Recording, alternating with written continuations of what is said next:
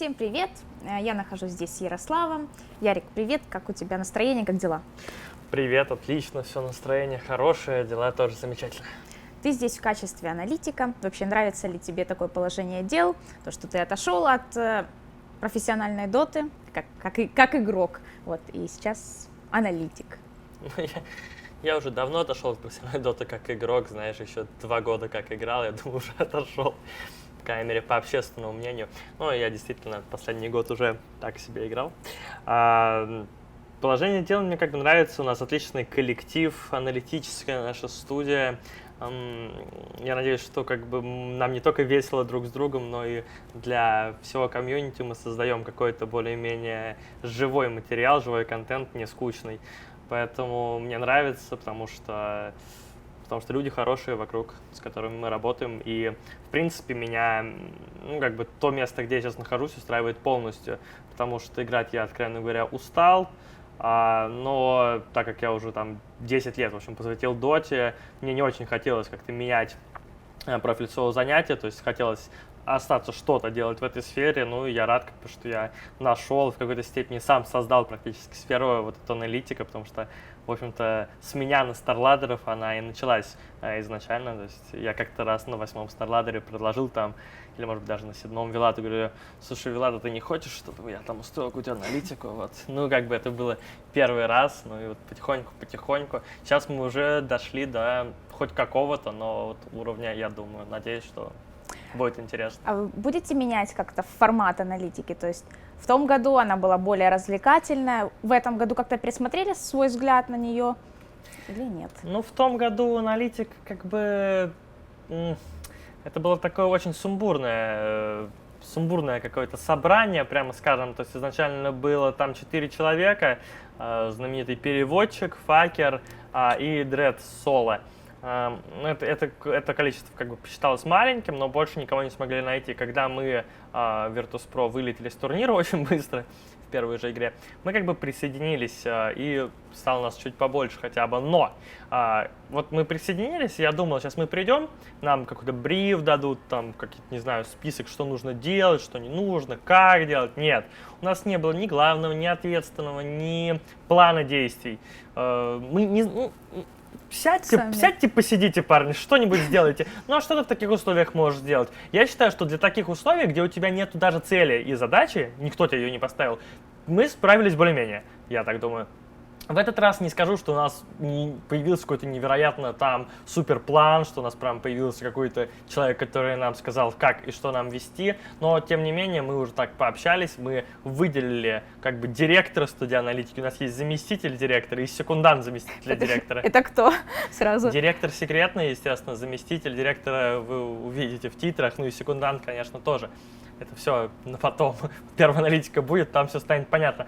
Ну и мы как-то пообщались уже между собой, хотя бы в этот раз уделили этому время, у нас было время, чтобы это подготовить. Ну и да, мы постараемся сделать, ну, найти баланс между совсем каким-то вот весельем и действительно аналитикой. Но, я не знаю, и по общественному мнению, и как-то внутри нашего комьюнити аналитически-кастерского мы считаем, что просто сухая аналитика, где мы сели и начали с серьезными вещами такие рассказывать, ну вот, и тут команда проиграла, потому что там этот кэрри добил на 10 крипов меньше, чем этот кэрри, поэтому он купил там Power Trees на минуту позже, его загангали. Ну, это может быть интересно, но в определенных пределах ты не можешь весь International, 35 включений на серьезных щах, что такое рассказывать. Ну, людям станет скучно, чтобы они там не говорили, люди, вы там слишком много шутите, вы как клоун выглядите. А что нужно людям? Им это и нужно, уж извините. Поэтому, мы будем стараться держать баланс такой между вот совсем весельем и серьезным. Что-то такое. Хочу спросить у тебя о такой вещи. Мы все знаем, что ты работаешь в Virtus.pro, но на каких условиях непонятно. Как ты вообще, ты официально как-то называешься? Лицо Virtus.pro или как? Ну, я на данный момент занимаюсь, скажем, контентом Virtus.pro. Ну, официально я работаю в Virtus.pro.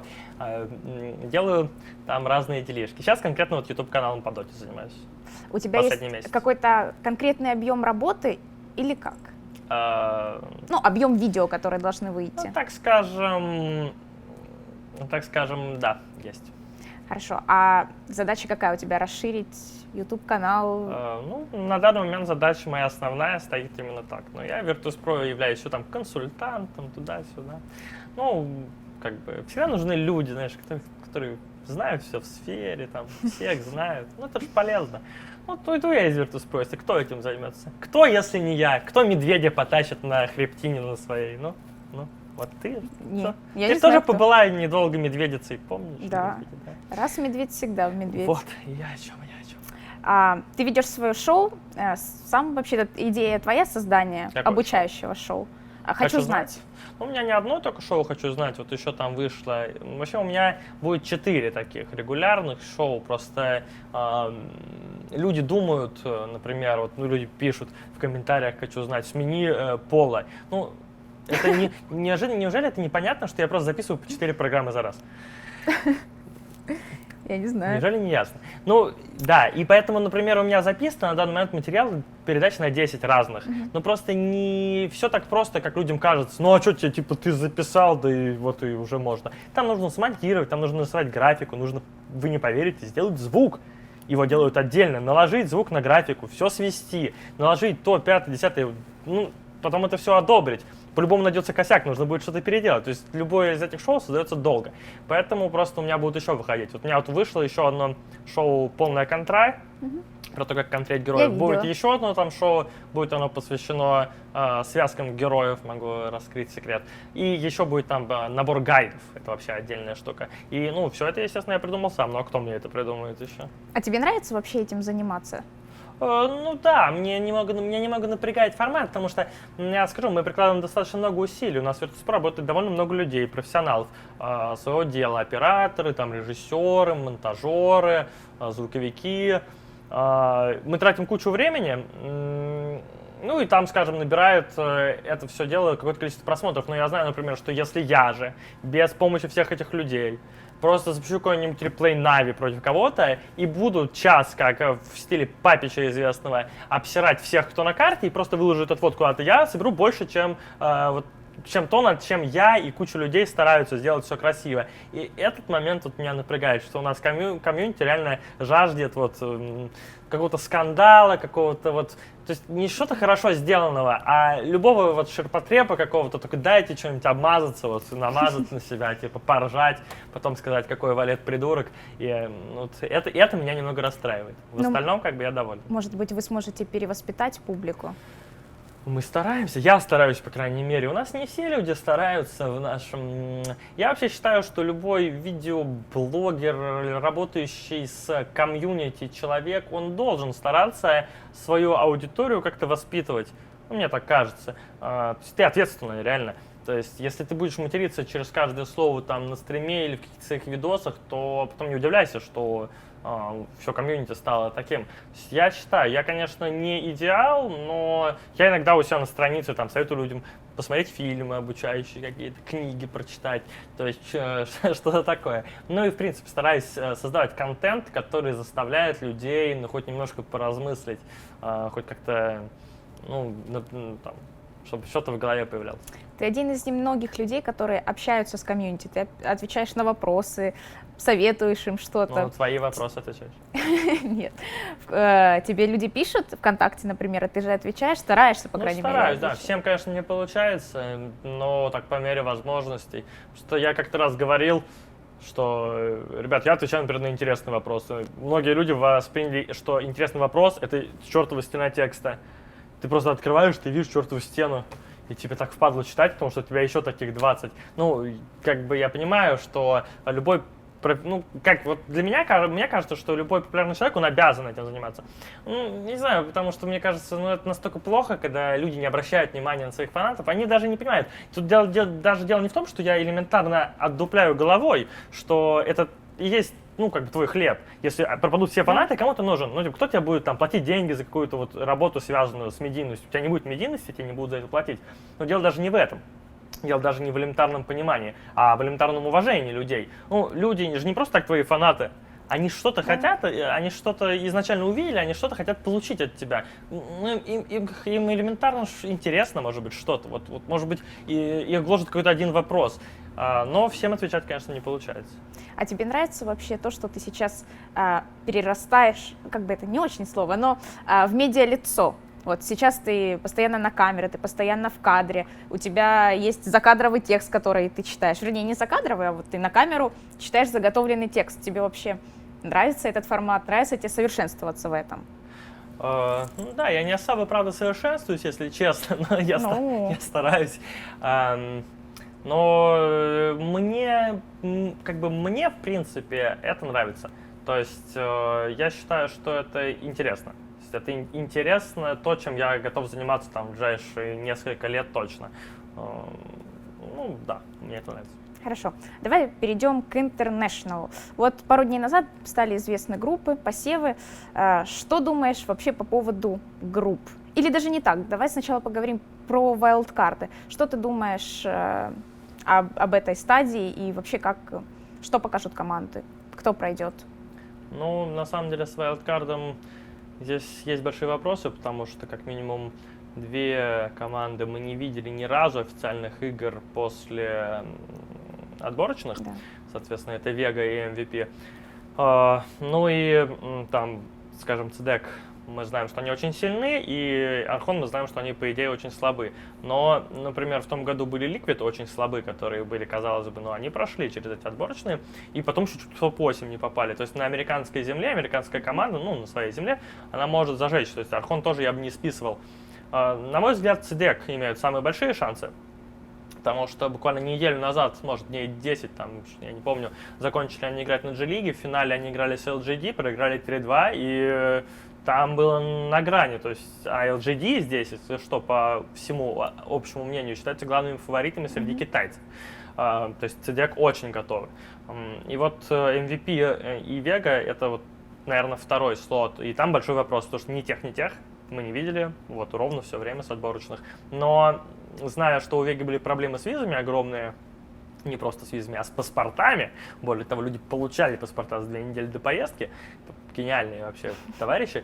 Ну, ты понимаешь, что такое получать паспорта, да. Визы, это же надо, бегать куда-то, ходить, плюс нервы постоянные, что Конечно. Вдруг не дадут, там кому-то отказывали, да, там люди ходили по несколько раз. И это все, естественно, мешает тренировкам. А MVP, я уверен, они на первый же день после... плюс Солу еще свадьба была, он там пропадал вообще на неделю.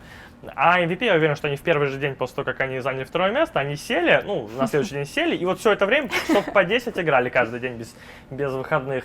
Поэтому я буду рад за Вегу, если у них получится, но моя ставка здесь для MVP, что пройдут. А по поводу групп, равноценный ли разброс команд по группам, как ты думаешь, по скиллу я имею в виду? Примерно, я считаю, что примерно равноценный.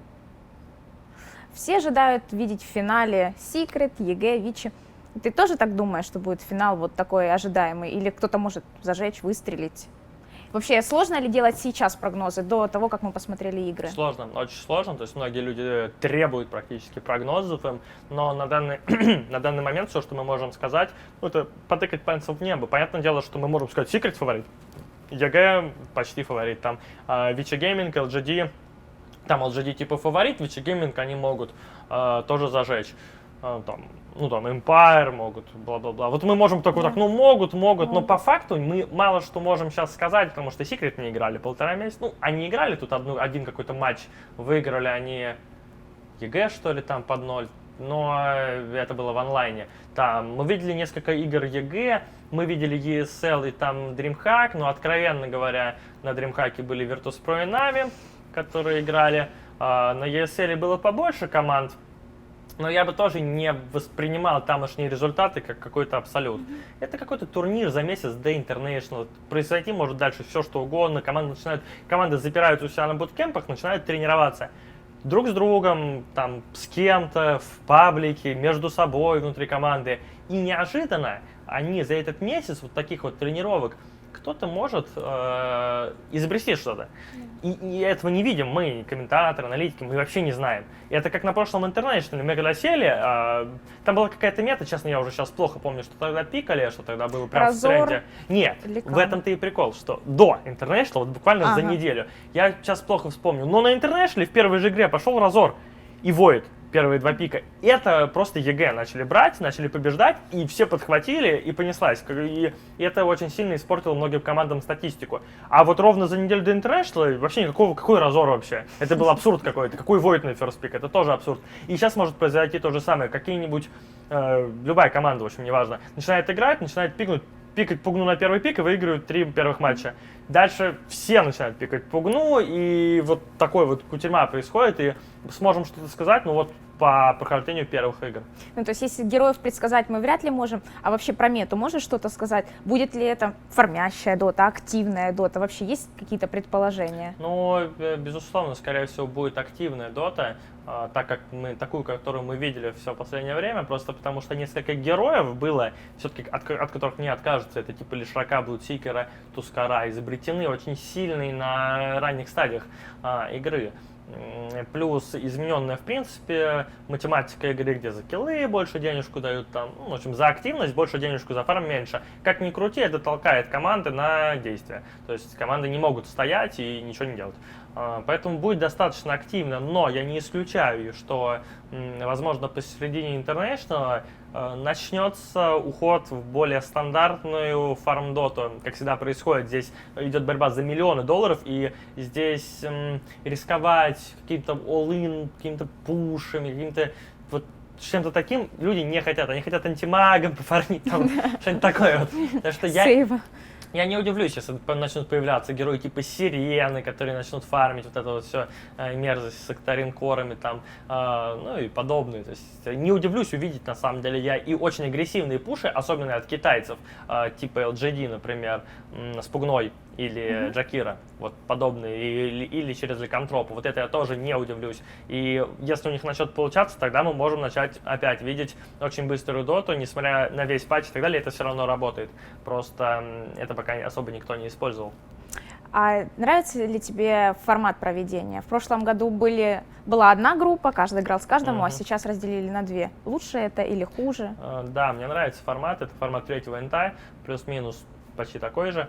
2 группы, играют они BO2, что важно, потому что на том инте очень много жаловались. В общем, Valve, наверное, прислушались просто к этому. Люди жаловались на то, что как бы играя BO1, Dota не балансная совершенно игра, и в ней Dire и Radiant это разные стороны. Да, примерно по статье у них 50 на 50%, но у команд есть, у многих разница. Некоторые за Dire хорошо играют, некоторые за Radiant, некоторые предпочитают за Dire играть, некоторые за Radiant. И когда ты играешь в BO1 и выбор этой стороны решается чисто монеткой, это может очень сильно испортить тебя. Я понимаю, что каким-нибудь, ну, то есть это звучит как отмазка от команд, и это и есть отмазка, но просто без отмазок на данный момент, ну, Secret играют без отмазок. Они говорят, да нам пофиг.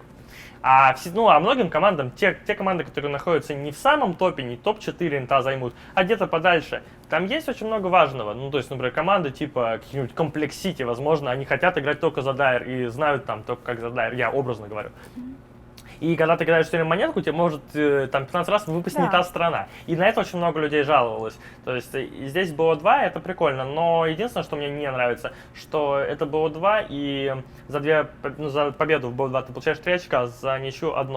Хотя, казалось бы, ты играешь просто 2 карты. Но одна карта стоит 1 очко, а еще одна почему-то стоит 2 очка. Это, ну, наверное, это как-то не очень правильно. Ну, не знаю, вот это мне не очень нравится. Ты затронул секретов, ты о них сказал. Мне интересно, почему они такие жесткие, почему они всех убивают? Это из-за личного скилла? Вообще, какой у них стиль игры? Почему командам тяжело подстроиться под него? Из-за личного скилла исключительно. Стиль игры у них достаточно интересный. Это первая команда в мире, на мой взгляд, которая начала играть как бы к сторотой типа 5+0. У них нет саппортов, у них нету... Они играют просто 5 человек. Ну, конечно, у них есть саппорт типа Пупей. Там он ставит варды изначально. Но как бы никто не удивляется, если Пупей к середине игры на какой-то там энигме неожиданно топнет ворс. есть у них нет вообще почти такого понятия, как мы играем на того-то чувака или на того-то. Любой из них может начать неожиданно всех убивать, и все остальные просто подстраиваются. Ну, это исключительно очень высокий личный скилл такое дает. Это микс, чистейший микс, это вообще не команда. Я слышал несколько раз обсуждение их стратегий. У них нет авторитета внутри команды. Если посмотреть на какие-то другие, ну вот я о ком могу говорить, так как знаю, например, Virtus.pro, хорошо знаю этот коллектив, у них есть авторитет в ФНГ, он говорит что-то, все остальные типа завалили, грубо говоря. То есть если он сказал, все сделали, там прав, не прав, это хорошая штука, когда есть капитан, но эта команда нет капитана. По факту. Там есть просто 5 человек. Один что-то сказал, все сделали. Любой другой что-то сказал, все тоже сделали. Ну, кто-нибудь сказал какую-нибудь фигню, никто не сделал, потому что скилл большой. И это тоже круто, потому что если в Virtus.pro ФНГ сказал, все сделали и отдались пятером, то в секретах, я так понимаю, что если кто-нибудь сказал какую-нибудь фигню, он пошел отдался, и ему говорят, ну и типа лох, без тебя разберемся. То есть исключительно так. Но я могу сказать, что, наверное, я не фанат такого стиля, и я думаю, что Secret этот International не выиграют. Может ли случиться так, что у них посыпется мораль? Проиграют они, например, может. И из-за отсутствия такого лидера? Я уверен, что это и случится. Где-то в полуфинале, могу попробовать предсказать будущее, где-то в полуфинале они проиграют директору и проиграют потом каким-нибудь Нави. Это будет самый большой вообще удар по пупе, и после этого команда это перестанет существовать. Ну или кому-нибудь другому проиграют еще там в лузерах. Я уверен, что вот если они очень жестко кому-то отлетят, прям вот они будут что-то делать, типа лучшее свое, будут отлетать, или там, знаешь, возьмут типа такие Текиса, и им прям с этим Текисом 30-0 запихают, и они такие после этого, ладно, типа Текис это такое, сейчас возьмем самое жесткое, и им после этого еще раз запихают. Вот после этого я уверен, что эта команда рассыпется нахрен и распадется после этого сразу, после инта. Сейчас в Counter-Strike, например, очень распространено тренерство. В Доте еще такого нет. Вообще, скоро ли мы это увидим и нужно ли это? Ну, много про это говорили, про тренерство, что, вообще-то говоря, нужно. И у тех же секретов, у них есть тренер, например, 1.4.3.7. Я так понимаю, что он им сильно помогает. У всех китайцев есть тренер, у Cloud9 есть тренер, видел я. Какой-то друг Бонсевна, по-моему, неважно, в любом случае тренер. У СНГшных команд почему-то нету. Я не знаю, с чем это связано. Это странно для меня, потому что тренер, как ни крути, он помогает тебе. Он избавляет твоего капитана, или, может быть, не капитана, но одного из игроков, уделять время и тратить его и забивать себе голову информации о командах других. Потому что тренер — это что-то типа тренер-менеджер такой. То есть он записывает все, там, вот, сильные и слабые стороны команд, в которых ты играешь, какие-то пики, помогает тебе с этим, с административной такой работой. И тебе как бы не надо заморачиваться. Ты просто будешь играть против ЕГЭ, ты говоришь: тренер, чем ЕГЭ играют? Он такой: так играют, ставят варды вот примерно там, в основном туда-сюда. И ты такой: отлично. И все, и тебе не надо вот это вот. Тебе тренер все твое рассказал. Почему наши игроки не хотят им пользоваться? Для меня, просто загадка. Я думаю, что это связано с тем, что у нас чертовы СВЧ играют. Такие факеры одни играют, которым типа не нужен тренер. Типа мы и сами можем. Но, знаешь, как показывает практика, не получается сами пока. Что-то, команда с тренерами у них как-то лучше выходит. Может, тяжело найти кадры? Это же нужно, чтобы тренер был тоже как-то частью команды. Может быть. Но я так скажу, никто и не искал. Никто и не пытался. То есть. Хорошо. Valve анонсировали уже мейджоры, давно уже. Вот, скажи, как ты думаешь, поменяется ли как-то про-сцена с введением этих турниров? Будут ли команды более серьезно подходить к подбору игроков? Будут ли они стараться удерживать коллективы? И вообще, что поменяется на про-сцене?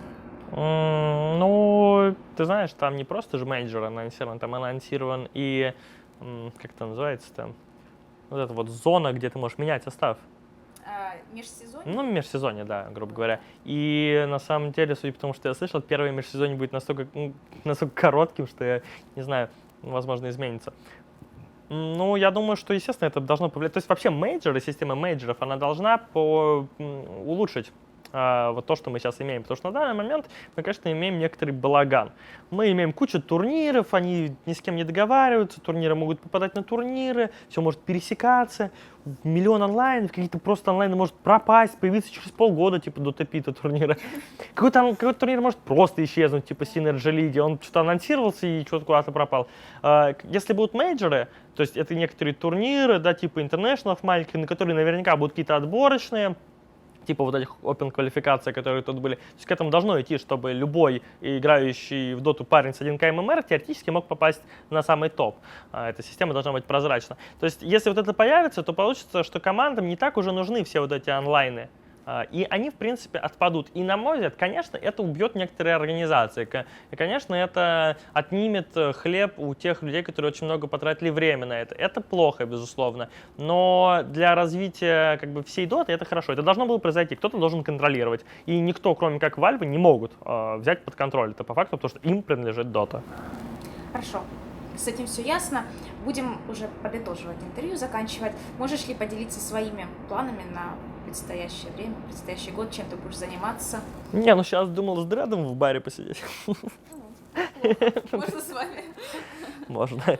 На предстоящий год. Ну, в общем, у меня сейчас, вот, чем я начал заниматься примерно месяцок назад, 2, тем я и буду заниматься в ближайшее время, то есть это создание видеоконтента, в основном обучающего на YouTube, может быть, какого-то еще другого контента. Ну, естественно, как бы моя аналитически стримерская карьера, она вряд ли закончится в ближайшее время. Ну, конечно, все может быть, но я планирую поработать, если мне выдастся такая возможность и на мейджорах, и на следующем интернешнале, естественно. То есть в этом ключе тоже буду развиваться, то есть я буду вот этим заниматься и создание видео на YouTube. Ну и плюс какие-то еще местечковые делишки, все время что-то делаю, можно у меня на странице ВКонтакте смотреть.